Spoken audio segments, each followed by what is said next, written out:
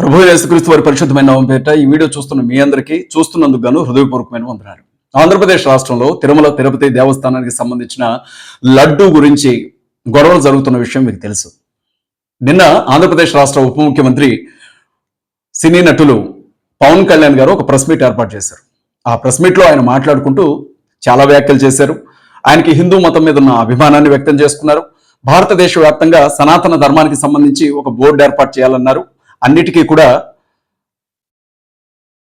మేము మద్దతు తెలియజేస్తా ఉన్నాం. అయితే ఈ సందర్భంగా ఆయన మాట్లాడుకుంటూ క్రైస్తవుల మీద ముస్లింల మీద కొన్ని కీలకమైనటువంటి వ్యాఖ్యలు చేశారు. అవే అభ్యంతరకరంగా ఉన్నాయి. ఎట్టి పరిస్థితుల్లో కూడా పవన్ కళ్యాణ్ గారికి ఏమాత్రం చిత్తశుద్ధున్నా, పవన్ కళ్యాణ్ గారికి ఏమాత్రం బాధ్యత ఉన్నా, పవన్ కళ్యాణ్ గారికి నిజంగా ఏమాత్రం మనస్సాక్షున్నా నేను అడిగే ప్రశ్నలకి పవన్ కళ్యాణ్ గారు సమాధానం చెప్పాలి. ముందు ఆయన ఏమన్నాడో ఒకసారి చూడండి. ఏ ధర్మం మీదైనా సరే ఇలాంటి అపవిత్రం ఒక చర్చి మీద జరిగిన, ఒక మస్జిద్ మీద జరిగిన దేశం అల్లకల్లోలం చేసేస్తారు. ప్రపంచం అంతా మాట్లాడతారు. దేశం అల్లకల్లోలం చేసేస్తారు. ఏం జరిగితే, ఏదైనా చర్చి మీద ఇలాంటిది జరిగితే, ఏదైనా మసీద్ మీద ఇలాంటిది జరిగితే దేశాన్ని అల్లకల్లోలం చేసేస్తారు, ప్రపంచం మొత్తం మాట్లాడతారు. కానీ మా హిందువుల గురించి ఎవరు మాట్లాడలేదు, మాట్లాడొద్దని అంటున్నారని పవన్ కళ్యాణ్ గారు అంటున్నారు. నేను ఏమంటున్నానంటే, తిరుమల తిరుపతి దేవస్థానం మీకు ఎంత పవిత్రమైందో, ఆ తిరుమల తిరుపతి దేవస్థానంలో భక్తులకు మీరు ఇచ్చే ప్రసాదం ఎంత పవిత్రమైందో, క్రైస్తవులకు సంబంధించి ప్రార్థనా మందిరాలు అంతే పవిత్రమైనవి, క్రైస్తవులకు సంబంధించినటువంటి పరిశుద్ధ గ్రంథాలు అంతకంటే పవిత్రమైనవి, క్రైస్తవులకు సంబంధించినటువంటి మనోభావాలు అంతే విలువైనవి. పవన్ కళ్యాణ్ గారిని సూటిగా నేను ఒక ప్రశ్న అడుగుతా ఉన్నా. భారతీయ జనతా పార్టీ అధికారంలోకి వచ్చినటువంటి 11 సంవత్సరాల కాలంలో భారతదేశ వ్యాప్తంగా లెక్కలేనని ప్రార్థనా మందిరాలకి నిప్పు పెట్టి తగలబెట్టారు. ప్రాణం కంటే ఎక్కువగా క్రైస్తవులు ప్రేమించే పరిశుద్ధ గ్రంథాలను మురిక్కాలంలో విసిరేసి నడి రోడ్ల మీద కాళ్లతో తొక్కుకుంటూ పెట్రోల్ బస్ తగలబెట్టారు. ఎంతో మంది పాస్టర్స్ ని తుపాకీలతో కాల్చి, ఎంతో మంది కాళ్ళు చేతులు విరగొట్టి ప్రార్థనా మందిరం లోపల ఉన్నటువంటి పాస్టర్ల తల్లబాలు కొట్టారు. క్రైస్తవ స్త్రీలని నడి రోడ్ల మీద నగ్నంగా నడిపించారు. భారతదేశంలో క్రైస్తవుల మీద, అలాగే ముస్లిం సహోదరుల మీద పెద్ద ఎత్తున మతం పేరుతో హింస జరిగింది. పశువులను ఒక ప్రాంతం నుంచి మరొక ప్రాంతానికి తరలిస్తున్నారన్న అనుమానంతో ఎంతో మంది ముస్లిం కుర్రాళ్ళని నిర్దాక్షిణ్యంగా చంపేశారు. జై శ్రీరామ్ అని చెప్పమని నడి రోడ్ల మీద ముస్లిం కుర్రాళ్ళని, క్రైస్తవ కుర్రాళ్ళని పట్టుకొని కొట్టారు. మసీదులన్నింటిలో కూలుస్తామని పిలుపునిచ్చారు, ఆల్రెడీ కూల్చారు. మరి దేశం అంతా అల్లకల్లోలం చేశారా క్రైస్తవులు? ఈ సంఘటనలో ఎప్పుడైనా క్రైస్తవులు దేశాన్ని అల్లకల్లోలం చేశారా? దేశాన్ని తగలబెట్టారా? ఎన్నిసార్లు తగలబెట్టారు క్రైస్తవులు భారతదేశాన్ని? ఎన్నిసార్లు తగలబెట్టారు భారతదేశాన్ని ముస్లింలు? సమాధానం చెప్పాలి పవన్ కళ్యాణ్ గారు. క్రైస్తవుల మీద, ముస్లింల మీద, క్రైస్తవ మతం మీద, ముస్లిం మతం మీద, క్రైస్తవ విశ్వాసాల మీద, ఇస్లాం విశ్వాసాల మీద ఈ భారతదేశంలో జరిగినంత దాడి ప్రపంచంలో ఇంకా ఎక్కడైనా జరిగిందా?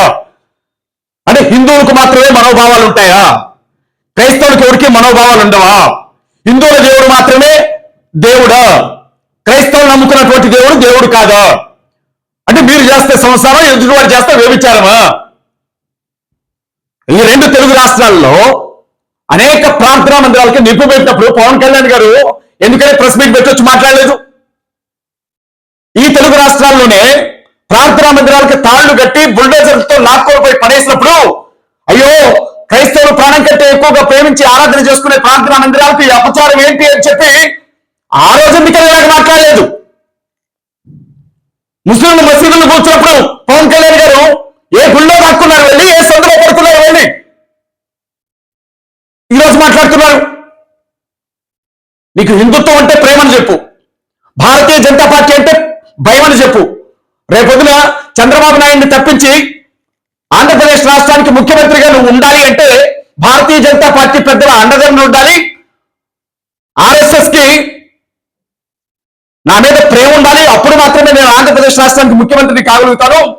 ఆర్ఎస్ఎస్ కి దగ్గర కావాలి అంటే క్రైస్తవులను తిట్టాలి, ఆర్ఎస్ఎస్ కి దగ్గర కావాలి అంటే ముస్లింలు తిట్టాలి, ఆర్ఎస్ఎస్ కి దగ్గర కావాలి అని అంటే కాషాయ దీక్షలు, కాషాయ వస్త్రాలు, కాషాయ జీవితాన్ని జీవించాలి అని చెప్పి నువ్వు ఆర్ఎస్ఎస్ కోసం పనిచేస్తా ఉన్నావు. ఆర్ఎస్ఎస్ కోసం కాకపోతే లేకపోతే నీ ఇష్టం వచ్చిన దానికోసం పనిచేసుకో, ఎవరికి వచ్చిన నష్టం లేదు ఇక్కడ. కానీ నువ్వు క్రైస్తవుల మీద ముస్లింల మీద చేసినటువంటి వ్యాఖ్యలకి క్రైస్తవ ప్రజలు ముస్లిం ప్రజలకు నువ్వు సమాధానం చెప్పి తీరాలి.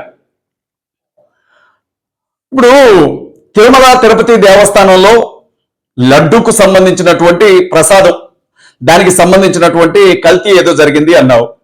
నువ్వేం ప్రతిపక్షంలో లేవుగా, నువ్వేగా అధికార పార్టీలో ఉంది, నువ్వేగా రాష్ట్రానికి ఉప ముఖ్యమంత్రివి. సాక్షాత్తు చంద్రబాబు నాయుడు గారే కదా ముఖ్యమంత్రి గారు. మీ ఇద్దరు కలిసి కూర్చోండి, తిరుమల తిరుపతి దేవస్థానానికి సంబంధించినటువంటి జరిగినటువంటి ఆ అన్యాయం ఏంటో లేకపోతే ఆ కల్తీ ఏంటో కమిషన్ ఏంటి బయటకు తీయండి. ఎవరైతే దానికి బాధ్యులో కఠినమైన శిక్షలు విధించండి. ఎవరు దాన్ని అనుకున్నారో వాళ్ళందరినీ కూడా జైలుకి పంపించండి. మీరు అధికారంలో ఉండి ప్రతిపక్షంలో ఉన్న వాళ్ళు ఎచ్చినట్లు ఏడుస్తారని నాకు తెలియగలుగుతాం. అధికారంలో ఉన్నది మీరే కదా, క్రైస్తవులు చేశారా? తిరుమల తిరుపతి దేవస్థానంలో ఉన్నటువంటి లడ్డూని అపవిత్రం క్రైస్తవులు చేశారా? తిరుమల తిరుపతి దేవస్థానంలో ఉన్నటువంటి లడ్డూల్ని అపవిత్రం ముస్లింస్ చేశారా? మరి క్రైస్తవుల మీద ముస్లింస్ మీద పడేస్తున్నారు మీరు అడగాల్సింది ఎవరిని? గత ప్రభుత్వంలో ఉన్నటువంటి వ్యక్తులను మీరు అడిగేటప్పుడు వ్యక్తులను ప్రశ్నించండి, మాజీ ముఖ్యమంత్రిని ప్రశ్నించండి, టీటీడీ చైర్మన్ గా పనిచేసిన వాడిని ప్రశ్నించండి, అన్యాయం ఎవరు చేశారో వాడిని ప్రశ్నించండి. అంతేకానే మీరు క్రైస్తవుల మీద మరి ఎందుకు వస్తున్నారు పవన్ కళ్యాణ్ గారు? నాకు అర్థం కాని విషయం ఇది. ముగ్గురు కొట్టేందుకు కాదు, తోడికోల తొంగి చూసినందుకు ఏడుస్తుందంట ఒక అక్క. అట్లుంది నీ ఎవరు చేసింది ఎవరో చేశాడు, వాళ్ళతో మాట్లాడడం చేత కాక, వాళ్ళని అడగడం చేత కాక, ఇదేదో క్రైస్తవులు చేసినట్లు ముస్లింలు చేసినట్లు మా హిందువులకు జరిగింది కాబట్టి ఊరుకున్నారు. క్రైస్తవులకి ముస్లింలకు జరిగితే ఏ చర్చి మీద ఏ చర్చి ఎన్ని చర్చలు పడగొట్టారు మీరు? లెక్కలు ఎన్ని చర్చలు పడగొట్టారు మీరు? ఆంధ్ర రాష్ట్రంలో ఎన్ని మంత్రాలయాలు పెట్టారు మీరు? ఎంతమంది పాస్టర్ల ప్రాణాలు తీయించారు? కనీసం రోడ్డు మీద నిలబడి బైబిల్ పట్టుకొని తిరిగే పరిస్థితి లేదు ఆంధ్రలో కానీ తెలంగాణలో కానీ. ఇంట్లో కనీసం మేము నమ్ముకున్నటువంటి దేవుణ్ణి ఆరాధించుకుంటూ ఒక ప్రార్థన పెట్టుకునే పరిస్థితి లేదు కూడా ఆంధ్ర తెలంగాణలో. రాజ్యాంగం ఇచ్చినటువంటి హక్కును బట్టి ఒక కరపత్రం తీసుకొని వీధుల్లోకి వెళ్ళి పంచుకునే హక్కు లేదు కూడా ఆంధ్రలో తెలంగాణలో. క్రైస్తవుల్ని ముస్లింలు చూస్తే టెర్రరిస్టులకి అయితే దారుణంగా చూస్తూ ఉన్నారు. క్రైస్తవుల్ని ముస్లింస్ ని నిషేధించిన సంఘాల వారిగా చూస్తూ ఉన్నారు, అంటారు వారిగా చూస్తూ ఉన్నారు. అవకాశం ఉంటే క్రైస్తవులకి ముస్లింలకి మరో చుట్టూ కూడా తాటాకులు కట్టి మూతికి ముంతగా తిట్టుకోవడానికి సిద్ధంగా ఉన్నారు మీరు. అన్ని రకాలుగా వివక్ష ఎదుర్కొంటుంది మేము, అన్ని రకాలుగా ఇబ్బందులు పడుతుంది మేము. ఈ రోజు కూడా క్రైస్తవులు కట్టేసి పెడుతున్నారు, క్రైస్తవులు గుండెలు చేస్తూ ఉన్నారు, క్రైస్తవులు ఆడబడ్డలు చీరలు పట్టుకోగలుగుతూ ఉన్నారు. దేవుని సేవ చేస్తున్నటువంటి పాస్టర్ల వారిని మీకు సంపాదించుకోవడం చేతకపోతే మా పక్కన పడుకొని వచ్చని మాట్లాడుతూ ఉన్నారు. నేను అప్పుడు ఎక్కడికి పోయావు పవన్ కళ్యాణ్? ఇప్పుడు మాట్లాడుతూ ఉన్నాం. ఆ రోజు రోజు కాపు ఈ రోజు వస్తా ఉంది నీకు, ఆ రోజు గడపడేయండి, ఈ రోజు గడపడతా ఉన్నాయి నీకు. నువ్వు ముఖ్యమంత్రిగా బాధ్యత స్వీకరించిన తర్వాత కూడా ఆంధ్రాలో అనకాపల్లిలో ఏం జరిగింది మళ్ళా తెలియదానికే విషయం. ప్రతి ఒక్కరికి క్రైస్తవుల మీద పడాడు, ముస్లింల మీద పడాడు ఫ్యాషన్ అయిపోయింది ఇవాళ. ఈ క్రైస్తవులకి ఏదైనా జరిగితే దేశం అంతా తగలబెట్టి, అవును మేము తగలబెట్టి ఇట్లా తయారైంది దేశం. క్రైస్తవుల మీద దాడి జరిగిన ప్రతిసారి తగలబెట్టమే కదా, ఇంకా వేరే పనే ఉంది భారతదేశంలో ఉన్నటువంటి క్రైస్తవులకి. ఛత్తీస్గఢ్ లో పాస్టర్ తిమోతి గారిని తుపాకీతో కాల్చి కత్తులతో పొడిచినప్పుడు దేశంలో ఎంతమంది క్రైస్తవులు ఎన్ని గుళ్ళు తగలబెట్టారు నాయన మహానుభావుడా? ఎన్ని బస్టాండ్లు తగలబెట్టారు, ఎన్ని విమానాశ్రయాలు తగలబెట్టారు, ఎన్ని ప్రభుత్వాస్తులు తగలబెట్టారు. రాజస్థాన్లో సుమతి ప్రకాష్ ఆయన భార్యని ఆయన కొడుకుని కాళ్ళు చేతులు వెలగబెట్టినప్పుడు ఎంత దోషం చేశారు క్రైస్తవులు. మణిపూర్ రాష్ట్రాన్ని సర్వనాశనం చేసి కొన్ని వేల ప్రార్థనా మందిరాలను నేలమట్టం చేసి కొన్ని వందల మంది ప్రాణాలు తీసి క్రైస్తవ కార్యకర్తల తలంలోకి గుమ్మలకు వేలాలు తీసి క్రైస్తవ ఆడబిడ్డలు వేల మంది నగ్నంగా నడిపించి ఊరేగించి మానభంగి చేసి వాళ్ళని చంపి ఇంటర్నెట్ సేవలు బంద్ చేసి అక్కడ ఏం జరుగుతుందో ఎవరికి తెలియకుండా చేశారే. భారతదేశంలో ఎంత అల్లకల్లోనే జరిగినప్పుడు ఇవాళ కథ చెప్తా ఉన్నాడు పవన్ కళ్యాణ్ గారు. అస్సాం రాష్ట్రంలో క్రైస్తవులు ప్రార్థన చేసుకోవడానికి వీల్లేదు అని చెప్పి స్వస్థత ప్రార్థన చేయకూడదని బిల్లులు తెచ్చినప్పుడు మధ్యప్రదేశ్ రాష్ట్రంలో నరేంద్ర కృష్ణ మెడన్ నరకపై పాస్టర్ నరేంద్ర కృష్ణ మెడన్ నరకపై చేతి వాళ్ళని నరికినప్పుడు తమిళనాడులో పాస్టర్ గారిని చంపి ప్రార్థనా మందిరంలో ఎలా తీసినప్పుడు తెలంగాణలో నిర్మల్ జిల్లాలో పాస్టర్ల శవాన్ని సమాధిలో ఉండడానికి వీళ్ళని బయటకు తీసినప్పుడు ఛత్తీస్గఢ్ లో గర్వాప్సి కాకపోతే ఊరుకోమని చెప్పి క్రిస్టియన్స్ అందరినీ కూడా తరిమి నరికినప్పుడు ఎంత విధ్వంసం జరిగింది? ఎవరు మాట్లాడారు మా గురించి? ఎవరు నిలబడ్డాడు మా పక్షాన? మీ తెలుగుదేశం పార్టీ నిలబడిందా? మీ జనసేన పార్టీ నిలబడిందా? మీ బీజేపీ పార్టీ నిలబడిందా?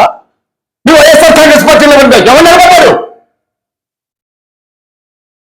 క్రైస్తవులు చంపినా మాట్లాడలా, క్రైస్తవ గ్రంథాలు తగలబెట్టినా మాట్లాడలా, యేసుక్రీస్తు ప్రభు గురించి, మరైతల గురించి, పరిశుద్ధాత్మ గురించి, తండ్రి గురించి, బైబిల్ గ్రంథం గురించి నోటికొచ్చినట్లు అమ్మన బూతులు మాట్లాడుతూ ఉంటారు ప్రతిరోజు. వారి గురించి కనీసం కేసులో వచ్చేది చేత కానీ మగాడు వచ్చి మాట్లాడుతున్నాడు. జగన్మోహన్ రెడ్డి మీద మీకు ఏదైనా కక్ష ఉంటే, జగన్ నిన్ను ఎదుర్కోవడానికి మాకు మతం తప్ప వేరే దారి లేదు, హిందువులని పల్లకి మోస్తున్నారు, హిందువులు నీ నుండి దూరం చేయడానికే ఇదంతా చేస్తున్నావు, హిందువులు ఎవరో నీకు ఓటు వేయకూడదు, హిందూ సమాజాన్ని ఓటు బ్యాంక్ నీకు దూరం చేయడానికే ఈ కుట్ర పన్నామని చెప్పి జగన్తో మాట్లాడండి. మీకు మగతనం ఉంటే మీరు జగన్ తెచ్చుకోండి, అంతేగాని క్రైస్తవం మీద చేస్తారు. అన్ని మతాలను సమానంగా చూస్తాంట పోటుగాడు. ఏం చూసావు నువ్వు? ఏ మతాన్ని చూసావు సమానంగా? అన్ని మతాలని దృష్టిలో సమానం అయితే 11 రోజులు దీక్ష చేస్తున్న ప్రాయశ్చిత్త దీక్ష అన్నావు కదా. 40 రోజులు ఉపవాస దీక్ష చేయి క్రైస్తవుల్లో,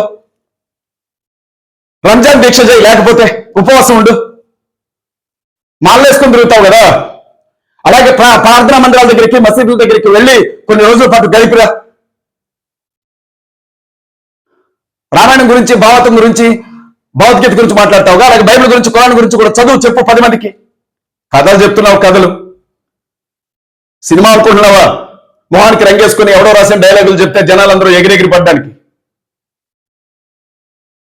క్రైస్తవ సంఘానికి మీ ఆర్ఎస్ఎస్, విశ్వ హిందూ పరిషత్, బజరంగ దళ్, మొన్న నువ్వు కదా అంది ఆర్ఎస్ఎస్ వాళ్ళు దేశం కోసమే ఆలోచిస్తూ ఉంటారు, ఆర్ఎస్ఎస్ ని మనం ఆదర్శంగా తీసుకోవాలి మరి కార్యకర్తలు అని. ఆంధ్ర ప్రజలు అనుభవించాలి. ఎందుకంటే మిమ్మల్ని ఎన్నుకున్నారు కాబట్టి. క్రైస్తవులు, ముస్లింలు, దళితులు, గిరిజనులు, హిందుత్వంలో ఉన్నటువంటి వెనకబడిన కులాల వాళ్ళకి మీరు నరకం చూపించబోతున్నారు అన్న విషయం ఇప్పుడు అర్థమవుతానే ఉంది. అట్లాడుతూ ఉన్నాడు క్రైస్తవులు దాలబెడతారట. ఎన్ని దాలబెట్టారు నాయన?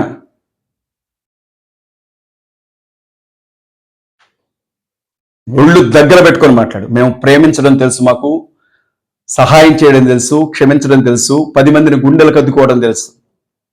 మీరు చేసిన మీ అరాచకాలు, ఇప్పుడు కూడా మీరు చేస్తున్నంత విధ్వంసం, మీరు చేస్తున్నటువంటి భయంకరమైన దాడి క్రైస్తవుల మీద చూస్తూ కూడా వాళ్ళని మార్చండి అని ప్రార్థన చేసామే తప్ప ఎప్పుడు మేము కర్రలో కత్తిలెత్తలా. ఒకవేళ అలాగే విధ్వంసం చేసే వాళ్ళైతే ఇలా నీలాంటి వాళ్ళు వాళ్ళ అక్కడ నిలబడి మాట్లాడేవాళ్ళు కాదు. ఒక చెంప మీద కొడితే ఇంకో చెంప చూపించాం, గుండెల్లో పొడిస్తే ప్రభువా క్షమించు అని ఏడ్చాం. అలాంటి మా మీద మాట్లాడుతున్నారు వాళ్ళు. ఎవరైనా సరే క్రైస్తవుల గురించి కానీ, ముస్లింల గురించి కానీ తప్పుగా మాట్లాడితే మాత్రం వీపు విమానం మోతం అవుతుంది ఒక్కొక్కడికి.